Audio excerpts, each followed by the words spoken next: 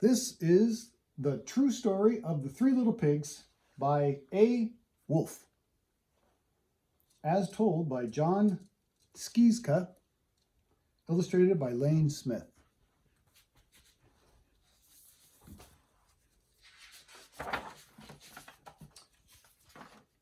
Read with permission by Penguin Publishing or Penguin Books, whatever they call themselves these days. Thank you.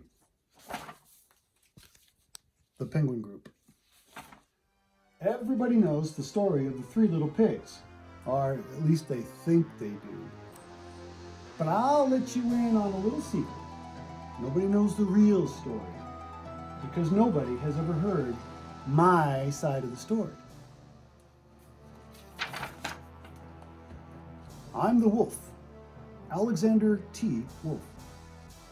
You can call me Al. I don't know how this whole big bad wolf thing got started, but it's all wrong. Maybe it's because of our diet. Hey, it's not my fault wolves eat cute little animals like bunnies and sheep and pigs. It's just the way we are. If cheeseburgers were cute, folks would probably think you were big and bad too.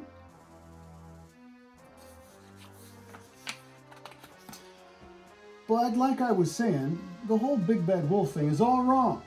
The real story is about a sneeze and a cup of sugar. Oh, there's a sneeze and no sneeze. Yeah. Okay, this is the real story. Here's his ears. Pig snout for an O.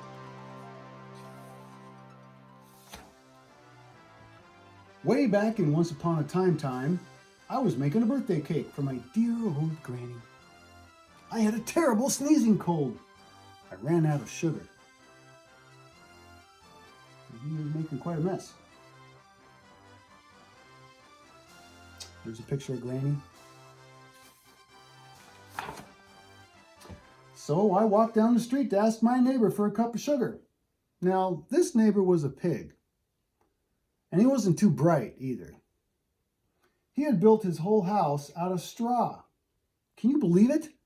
I mean, who in his right mind would build a house of straw? Here he is flipping his cup that he's going to use to borrow some sugar with. So, of course, the minute I knocked on the door, it fell right in. I didn't want to just walk into somebody else's house, so I called, "Little pig, are you in?" No answer. I was just about to go home without a cup of sugar for my dear old granny's birthday cake. That's when my nose started to itch. I felt a sneeze coming on. Well, I huffed and I snuffed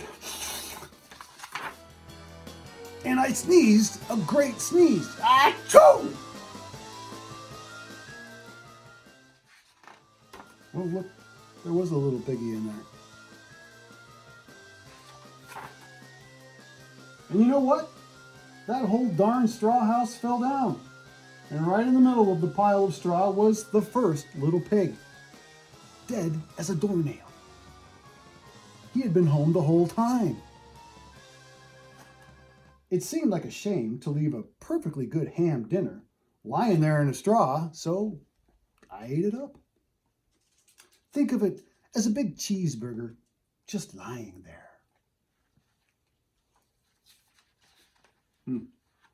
His wolfiness is coming out. I was feeling a little better, but I still didn't have my cup of sugar. So I went to the next neighbor's house. This neighbor was the first little pig's brother. He was a little smarter, but not much. He had built his house of sticks. I rang the bell on the stick house. Nobody answered. I called, Mr. Pig, are you in?" He yelled back, "Go away, wolf!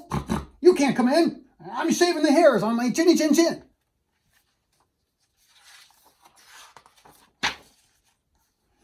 I had just grabbed the doorknob when I felt another sneeze coming on.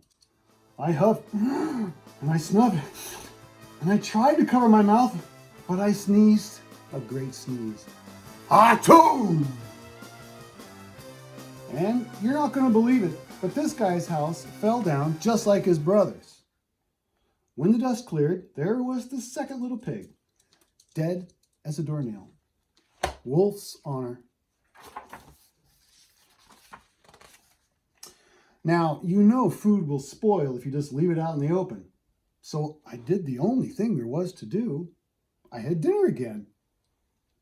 Think of it as a second helping. I was getting awfully full, but my cold was feeling a little better. And I still didn't have that cup of sugar for my dear old granny's birthday cake. So I went to the next house. This guy was the first and second little pig's brother. He must have been the brains of the family. He had built his house of bricks. I knocked on the brick house. No answer. I called, Mr. Pig, Mr. Pig, are you in? And you know what that rude little porker answered? Get out of here, Wolf! Don't bother me again! Talk about impolite. He probably had a whole sack full of sugar. And he wouldn't give me even one little cup for my dear sweet old granny's birthday cake.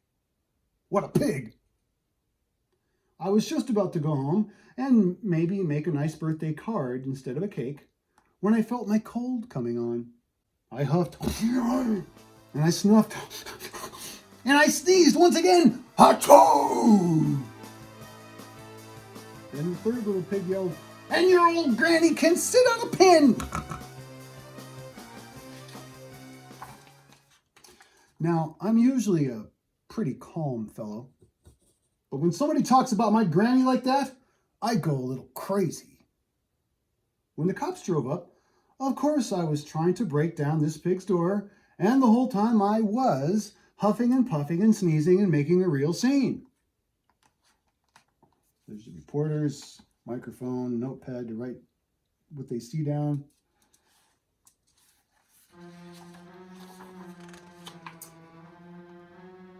The rest, as they say, is history.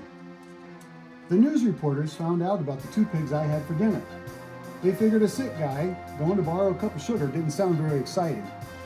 So they jazzed up the story with all of that huff and puff and blow your house down. And they made me the big bad wolf.